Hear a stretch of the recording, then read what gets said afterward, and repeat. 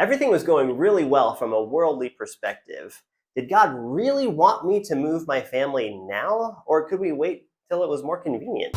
We're just a normal family pursuing God on the mission field, one adventure at a time. Just before we graduated from college, I got a phone call from a church where they asked me to be their youth pastor.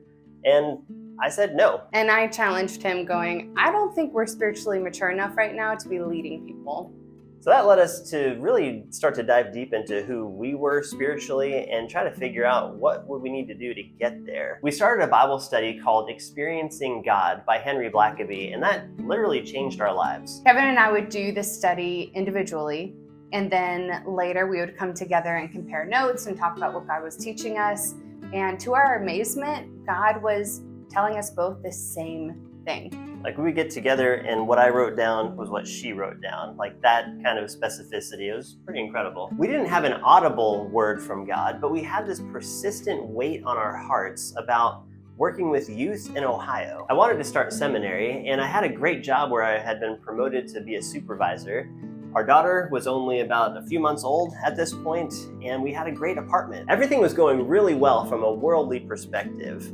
Did God really want me to move my family now, or could we wait till it was more convenient? So I quit my job and told our apartment complex we're moving out. So we had 30 days to figure out what we were doing. So we began to travel up to Ohio and look for jobs and apartments. It was nerve-wracking. For me, I just saw it as one really big adventure because I knew God would provide. I can only say it was the act of the Holy Spirit in giving me faith. I don't remember having any worry. I knew that somehow He would provide a job and housing, and that it was all going to work out. There were a few people that told us we were being foolish and that we shouldn't be uprooting our family and moving to Ohio, of all places, to get a job.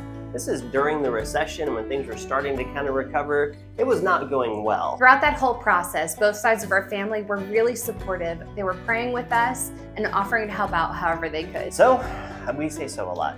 Yeah. But in this case, I think it fits. So we pressed on, knowing that God was calling us. On one of these trips up to Ohio, my father reminded us that a church had called us about a youth pastor position.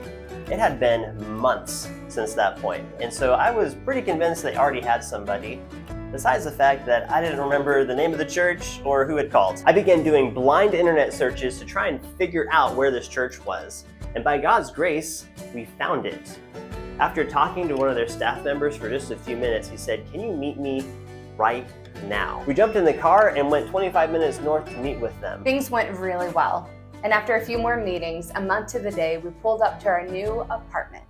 And the church unanimously voted Kevin in as the youth pastor, and he started later that week. That is where we served until God brought us here to Africa. And you can hear about that story in our next video about God's call. God calls us to rely on Him and to walk in obedience. And we can trust Him that He'll provide everything we need. Guys, thanks for watching. We'll catch you on the next adventure. C'est bon! Peace.